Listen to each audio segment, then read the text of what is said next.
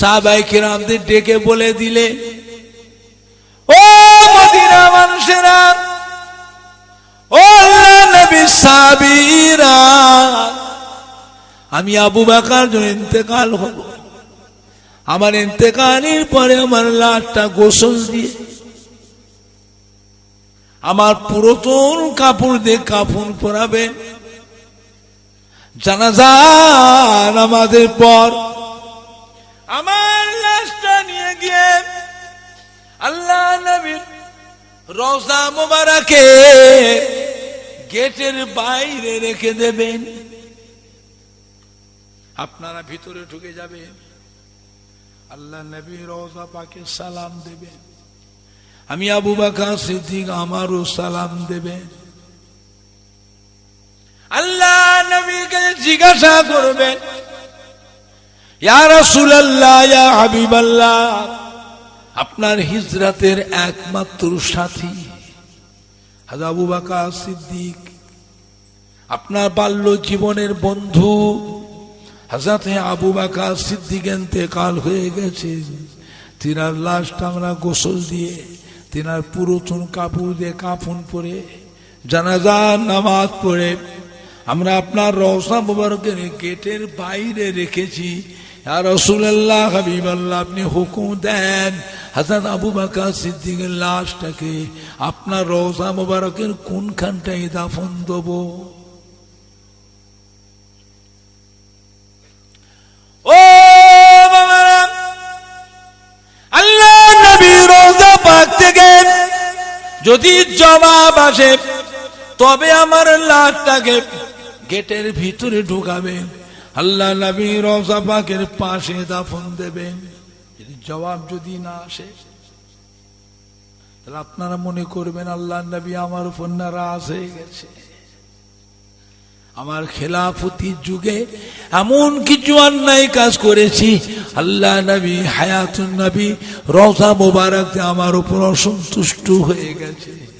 খবরদার, খবরদার, আমার লাশটা ভেতরে ঢোকাবেন না, আমার লাশটা নিয়ে গিয়ে মদিনার সাধারণ গোরস্থানে দাফন দিয়ে দেবেন। রোজা রাখে না কাফের, কোন মওলানা মুফতির ঘাড়ে ক্ষমতা যে বলে যাবে এখানে কাফের। কথা বুঝছে না, বুঝেন না? যদি লোকটা নবীকে না মানে কি হলো? কথা মুখ দিয়ে শোনে না কেন? নবীকে যে না মানে, ইমানটা কত সূক্ষ্ম জিনিস চিন্তা করেছে, ইমানটা কত সূক্ষ্ম জিনিস। এটা আখেরি জামানা, দুনিয়ায় বাঁচতে এসেছো না মরতে এসেছো? মরতে যখন এসেছো ইমানটা নিও, এটা আখেরি জামানা। একবার দরুদ শরীফ আল্লাহুম্মা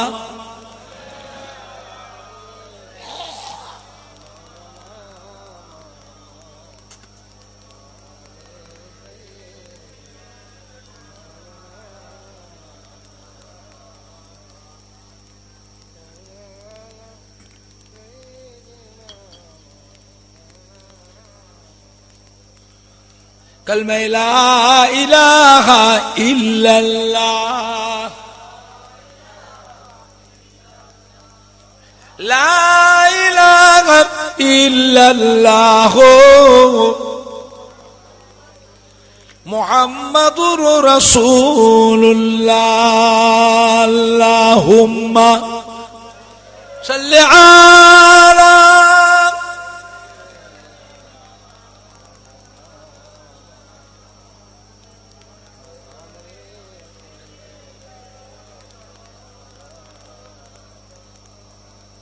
আমার দিনদার ইমানদার ভাইয়েরা, জওয়ান যুবকেরা, ছেলেরা, বাচ্চারা, মায়েরা, বোনেরা, বেটিরা, আল্লাহ নবী ইন্তেকালের আগে সাহাবায়ে কিরামদের ডেকে বলে দিলেন, বাবারা, আমার আবু বকর সিদ্দিক যেদিন ইন্তেকাল হবে, আমার আবু বকর সিদ্দিকের লাশটাকে গোসল দিয়ে কাফন পরিয়ে জানাজার নামাজ পড়ে আমি রাসূলুল্লাহ সাল্লাল্লাহু আলাইহি ওয়াসাল্লাম আমার রওজা মুবারকের পাশে দাফন দেবে। এটা আল্লাহর নবী বলে গিয়েছিলেন দুনিয়াতে, অন্য কোন সাহাবার ব্যাপারে বলে যান। কথা বুঝতে পারছেন না পাচ্ছেন না? আল্লাহ নবী ইন্তেকালের পরে হযরত আবু বকর সিদ্দিক হলেন খলিফা। ও ভাইজানেরা, হযরত আবু বকর সিদ্দিক ইন্তেকালের আগে সাহাবায়ে কিরামদের ডেকে বলে দিলে, ও মদিনা মানুষেরা, ও আল্লাহ নবীর সাহাবীরা, আমি আবু বকর যখন ইন্তেকাল হব, আমার ইন্তেকালের পরে আমার লাশটা গোসল দিয়ে আমার পুরাতন কাপড় দিয়ে কাফন পরাবেন, জানাজা নামাজের পর আমার লাশটা নিয়ে গিয়ে আল্লাহ নবীর রওজা মুবারকে গেটের বাইরে রেখে দেবেন। আপনারা ভিতরে ঢুকে যাবেন, আল্লাহ নবী রওজা পাকে সালাম দেবেন, আমি আবু বকর সিদ্দিক আমারও সালাম দেবেন। আল্লাহ নবীকে জিজ্ঞাসা করবেন, ইয়া রাসূলুল্লাহ, ইয়া হাবিবাল্লাহ, আপনার হিজরতের একমাত্র সাথী হযরত আবু বকর সিদ্দিক, আপনার বাল্য জীবনের বন্ধু হযরত আবু বকর সিদ্দিক ইন্তেকাল হয়ে গেছে, তিনার লাশটা আমরা গোসল দিয়ে, তিনার পুরাতন কাপড় দিয়ে কাফন পরে, জানাজার নামাজ পড়ে আমরা আপনার রওজা মুবারকের গেটের বাইরে রেখেছি। ইয়া রাসূলুল্লাহ, হাবিবাল্লাহ, আপনি হুকুম দেন হযরত আবু বকর সিদ্দিকের লাশটাকে আপনার রওজা মুবারকের কোনখানটায় দাফন দেব? ও বাবারা, আল্লাহ নবীর রওজা পাক থেকে যদি জবাব আসে তবে আমার লাশটাকে গেটের ভিতরে ঢুকাবেন, আল্লাহ নবী রওজা পাকের পাশে দাফন দেবেন। যদি জবাব যদি না আসে তাহলে আপনারা মনে করবেন আল্লাহ নবী আমার উপর নারাজ হয়ে গেছে। আমার খেলাফতির যুগে এমন কিছু অন্যায় কাজ করেছি, আল্লাহ নবী হায়াতুন নবী রওজা মুবারকে আমার উপর অসন্তুষ্ট হয়ে গেছে। খবরদার, খবরদার, আমার লাশটা ভেতরে ঢোকাবেন না, আমার লাশটা নিয়ে গিয়ে মদিনার সাধারণ গোরস্থানে দাফন দিয়ে দেবেন। ও ভাইজানেরা, হযরত আবু বকর সিদ্দিক রাদিয়াল্লাহু তাআলা আনহু ইন্তেকালের পরে তিনার লাশটা গোসল দিয়ে পুরাতন কাপড় দিয়ে কাফন পরিয়ে জানাজার নামাজ পড়ে সাহাবীরা লাশ মুবারককে নিয়ে এসে আল্লাহ নবী রওজা মুবারকের গেটের বাইরে রেখে দিলে। সাহাবীরা ভিতর ঢুকে গেলে, আল্লাহ নবী রওজা পাকে সালাম দিলেন, হযরত আবু বকর সিদ্দিকেরও সালাম দিলেন। সাহাবীরা আবু বকর সিদ্দিক জিজ্ঞাসা করলেন, ইয়া রাসূলুল্লাহ, ইয়া হাবিবাল্লাহ, আপনার হিজরতের একমাত্র সাথী, সেই পাহাড়ের গুহায় আবু বকর আপনার সাথী, আপনার বাল্য জীবনের বন্ধু হযরত আবু বকর সিদ্দিক ইন্তেকাল হয়ে গেছে। আমরা তিনার লাশটা গোসল দিয়ে তার পুরাতন কাপড় দিয়ে কাফন পরে জানাজা নামাজ পড়িয়ে আপনার রওজা মুবারকে গেটের বাইরে রেখে দিয়ে এসেছি। ইয়া রাসূলুল্লাহ, ইয়া হাবিবাল্লাহ, আপনি হুকুম দেন হযরত আবু বকর সিদ্দিকের লাশটা আপনার রওজা মুবারকের কোনখানটায় দাফন দেব?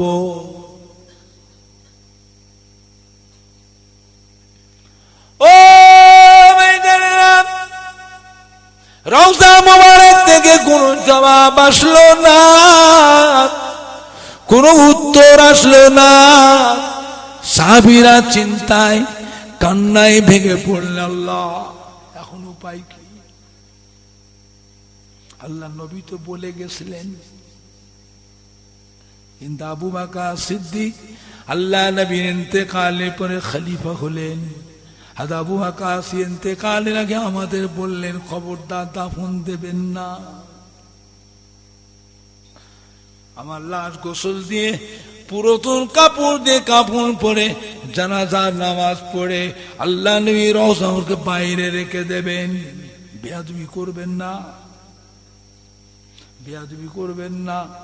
আপনাকে নবী পাকের রওজায় সালাম দেবেন, নবী পাকের রওজায় আমারও সালাম দেবেন। আমার কথা জিজ্ঞাসা করবেন, হুজুরজি রওজা থেকে জবাব দেয় তবে আমার লাশটা গেটের বাইরেতে ভিতরে ঢুকাবেন।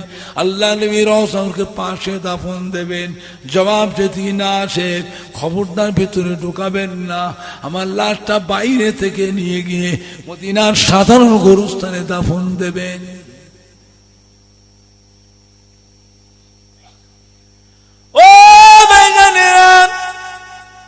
আল্লাহ নবী রওজা মোবারক থেকে কোন জবাব আসলো না, কোন উত্তর আসলো না। সাহাবায়ে কিরামরা রওজা পাকের চতুর্পাশে জার হয়ে কাঁদতে লাগলেন। এখনো পাই আবু বকর সিদ্দিক মানা করে গেছে, নবী পাক হুকুম দিয়েছে। কিন্তু আবু বকর সিদ্দিক এমন একটা কথা বলেছে, জবাব না আসে যে আমি বেয়াদবি করেছি, আমার উপর আল্লাহ রাসূল নারাজ, অসন্তুষ্ট।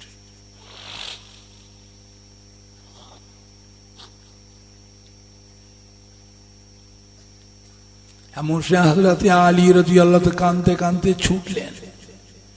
ছুটে ছুটে এসে হযরত আলী রাদিয়াল্লাহু তাআলা আনহু মদিনার মসজিদে নববীতে নামাজ পড়লেন। নামাজটা পড়ে আল্লাহ নবী রওজা মুবারকের ভিতরে ঢুকে গেলেন, সালাম দিলেন। হযরত আবু বকর সিদ্দিকেরও সালামটা দিলেন। হযরত আলীকে দেখে,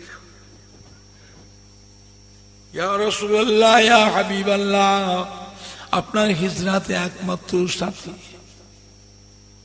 আপনার বাল্য জীবনের বন্ধু হযরত আবু বকর সিদ্দিকের ইন্তেকাল হয়ে গেছে। আমরা তিনার লাশটা গোসল দিয়ে পুরাতন কাপড় দিয়ে কাফন পরিয়ে জানাজার নামাজ পড়ে লাশ মরটা নিয়ে এসে আপনার রওজা মোবারক গেটের বাইরে রেখে এসেছি। ইয়া রাসূলুল্লাহ, ইয়া হাবিবাল্লাহ, হুজুর আপনি হুকুম করুন।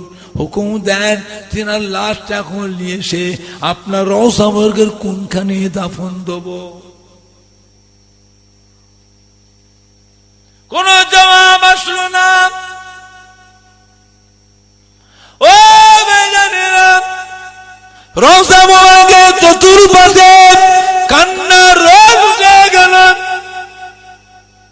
রওজা মোবারকের চতুর্পাশে কান্নার রোগ উঠে গেল।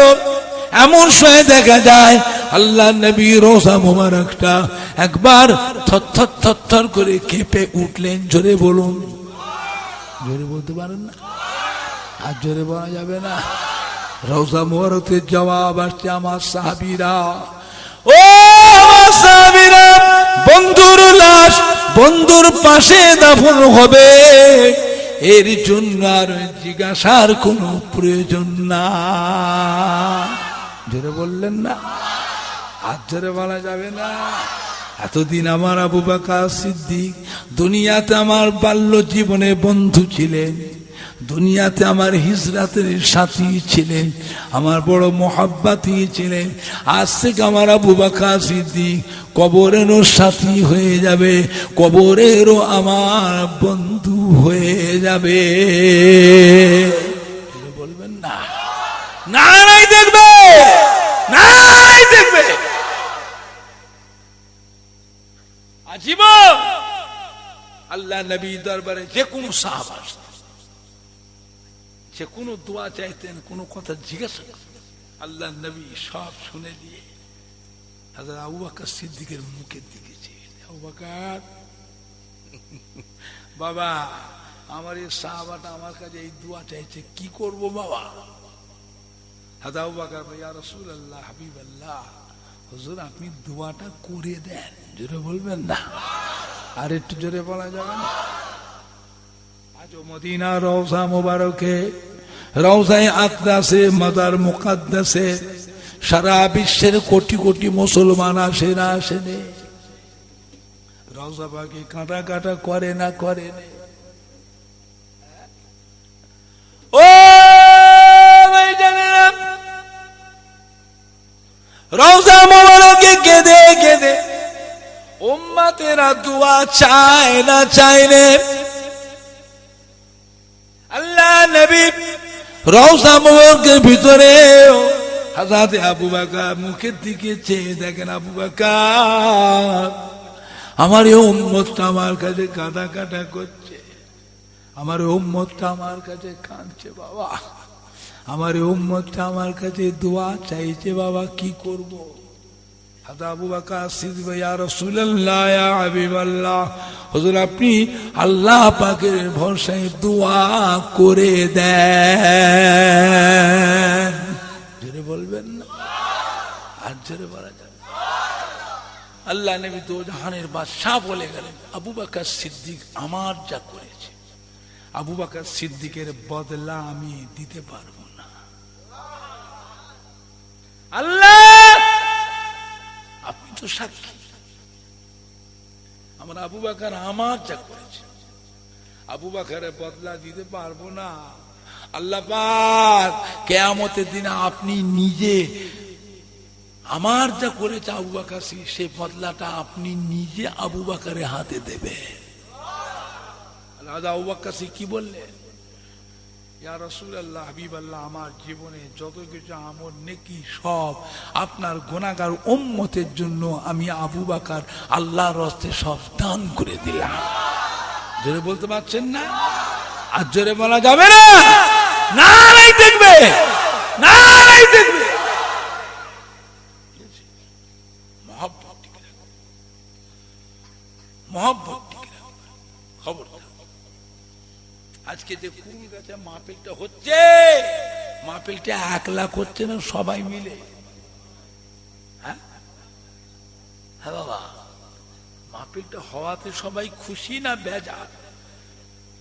আর যে কুল গাছে গিয়ে মাহফিলে বিভিন্ন গ্রাম থেকে সব মহব্বতে মানুষ, অনেক সম্মানী ভাইরাও এসছে, অনেক মা বোনেরাও এসছে, আত্মীয় সূত্রে আজকে মাহফিল।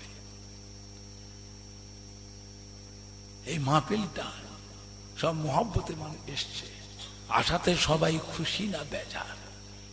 আজ ফুরফুরা শরীফে আপনার দাদা পীরের আওলাদ বসিরাট আল্লামা হযরত রুহুল আমিন সাহেব রহমাতুল্লাহ আলাইহির পীরের আওলাদ, চাঁদপুরি হুজুরের পীরের আওলাদ, পানিগোবরা বড় হাফিজ সাহেব কেবলা রহমাতুল্লাহ আলাইহির পীরের আওলাদ, কুমড়ো কাশীপুর হযরত আব্দুস সত্তার সাহেব রহমাতুল্লাহ, একে ফজলুল হক সাহেব রহমাতুল্লাহ, ডক্টর শহীদুল্লাহ সাহেব রহমাতুল্লাহ, পীরের আওলাদ।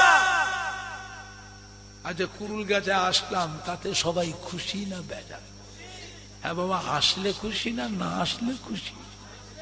কিছু কিছু আছে না আসলে খুশি, তাও আছে, ভেস পাল্টে ঘুরছে। কিছু কিছু আছে না আসলে খুশি, সাবধান। আজকে যে কুল গাছে মাহফিলটা হচ্ছে, এই মাহফিল থাকবে না বন্ধ হয়ে যাবে? কি বাবা রে, থাকবে না বন্ধ হবে? কারা কারা বলছে থাকবে? হাত তোলেন দেখি, জোরে তকবীর দেন, নারাই তকবীর।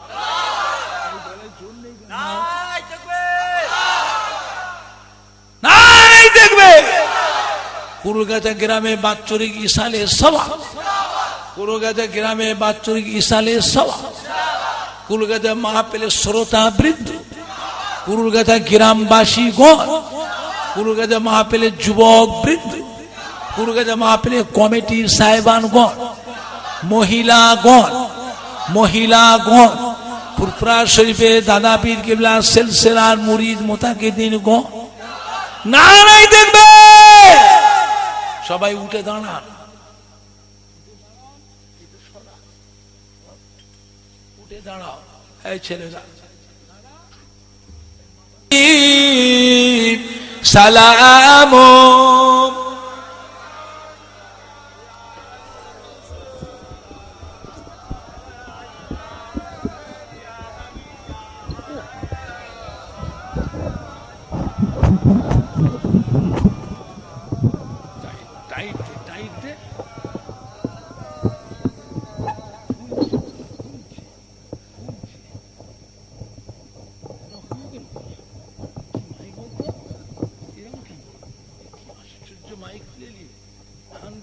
খারাপ কেন হয়ে গেছে বলছে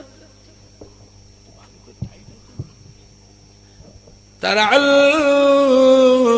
বদরুম আলাইনা মিন সানিয়াতিল বিদাঈ ওয়াদাবা শুকরু আলাইনা মাদা লিল্লাহ হেদাই ইয়া নবী সালাম ইয়া রাসূল সালাম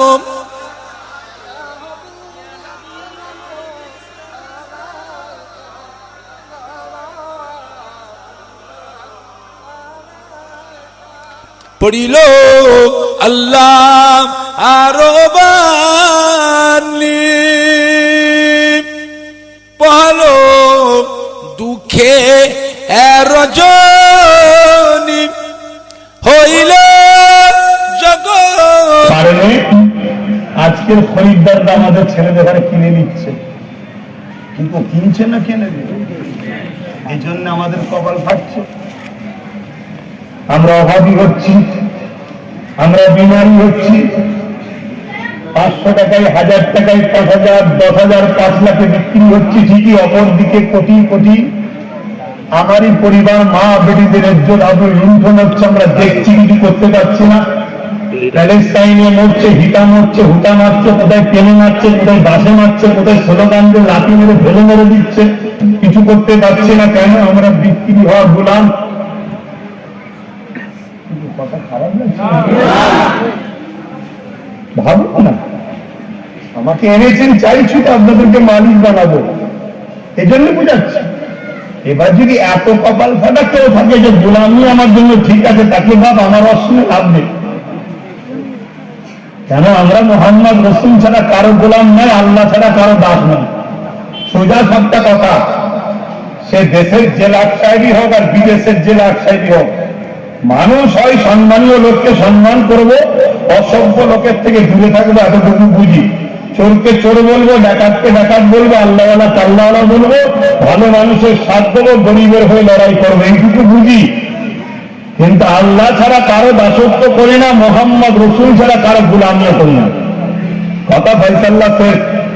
তাতে যদি বলে তোমার দরকার লেগে হবে, তাহলে দেরি করছিস কেন? যত তাড়াতাড়ি নিবি তত তাড়াতাড়ি কবর হবে, কবরে আমিনার লাল আসবে, দেখা হবে। জোরে বলুন সুবহানাল্লাহ। আরো জোরে বলে যাবে আল্লাহ আল্লাহ। এই দুনিয়া চিরস্থায়ী নয় বাপ। এই দুনিয়াতে রাজাও মরে, ভিখারিও মরে, এই দুনিয়াতে চোরও মরে, দাতাও মরে। কি মরে না? মরে না? মরণ তো সবার হবে রে বাবা। প্রাইম মিনিস্টার হোক আর সিএম হোক, ডিএম হোক আর পিএম হোক, ওসি হোক আর হাবলদার হোক, হুজুর হোক আর মুড়ি হোক, মুক্তি হোক আর ফাঁসি হোক, মরতে সবাই যাবে। দুদিন আগে পরে নাকি না, যার যেদিন সেই দিন। কেউ আগে যাবে না, কেউ পরেও যাবে না, যার যেদিন সেদিন। কার কবে আছে কেউ জানে? আমার সিলেক্টেড কবে পুরো জানি ভাই? মোবাইল হবে জানো? আমি কবে মরবো জানো? কি ভালোবাসে তাহলে বলে তো কেউই জানে। আরে তোমারটা জানো? এটা আমি আমারটা জানি, কোনো গ্যারান্টি নেই। জলসা পানি হয়তো ভালো মন্দ করেছিস, খাওয়া দাওয়া হবে তো? জায়গাতে সব করে করেছে, খাওয়া দাওয়া হবে।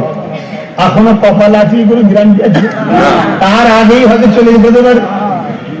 ও হযরত জিবরাইল, আজরাইল একটু দাঁড়ান না, মানে কষ্ট করে করেছে বেচারিগুলো, মা বোনগুলো রান্না খেয়ে নি, সময় দেবে। যদি সাজানো হয়ে যায়, গালে তুলছি বা গালে হয়তো দিয়েও দিয়েছি, ভোটটা দিবার আগে চলে যেতে হয়। এর নাম দুনিয়া, এর নাম জিন্দগি। লোভ লালসা নয়, অন্যায়ের পক্ষে নয়, মিথ্যার পক্ষে নয়, অত্যাচারের পক্ষে নয়, গরিবের পক্ষে দাঁড়াও, এতিমের পক্ষে দাঁড়াও, বিধবার পক্ষে দাঁড়াও, মজলুমের পক্ষে দাঁড়াও। এ ওয়াজ চলবে না, বন্ধ হবে। এখন থেকে চালাচ্ছি তো আমি এ ওয়াজ। এইগুলো শুনছে কত বয়স? কত বয়স? 6 বছর বয়স। আর 12 বছর পর একে কাজে লাগাবো। বুঝতে পারছেন না? অনেকে ভাবছে আব্বাস সিদ্দিকী কি করবে, আরে কি করবে না, চাষ এখন করছি তো, কারণ চাষ করছি। একদিন এই সাইজের গুলো সব বড় হোক না, আর যেগুলো এখন 2 নম্বর আছে তখন সেগুলো সব কবরে চলে যাবে। 2 নম্বর বুঝছেন না? আজকের বডিগার্ড, আজকের ফেরাউনের ডান হাত, আজকের নমরুদের পায়া। বুঝতে পারছেন না? যারা সমাজে মস্তানি করে, গরিবকে লোটে, এতিমকে লোটে, বিধবাকে লোটে, লোককে বলে ঘরে ঘরে কেস করে, বলে না বলে না, এগুলো সব আস্তে আস্তে বেড়া পার হয়ে যাবে জাহান্নামে ঢুকে। তখন এইগুলো সব আস্তে আস্তে বড় হবে। এখন থেকে চাষ করে শিখাচ্ছি, ঠিক সেই দিন হকের পক্ষে লোক বাড়বে না কমবে? বেশি দিন তো নয়, দেখতে দেখতে 12 বছর কেটে যাবে। এই যে সব বসে আছে দেখছেন, কি সেরাই সেরাই রক্ত তো নাকি? সেরাই সেরাই রক্ত তো, হ্যাঁ, সব ট্রেনিং দেওয়া হচ্ছে, এখন তো তৈরি হচ্ছে। সব ঘুম হারাম হয়ে গেছে, কি সর্বনাশ করে ফেললে ছেলেটা। কথা বুঝছেন না? বুঝুন,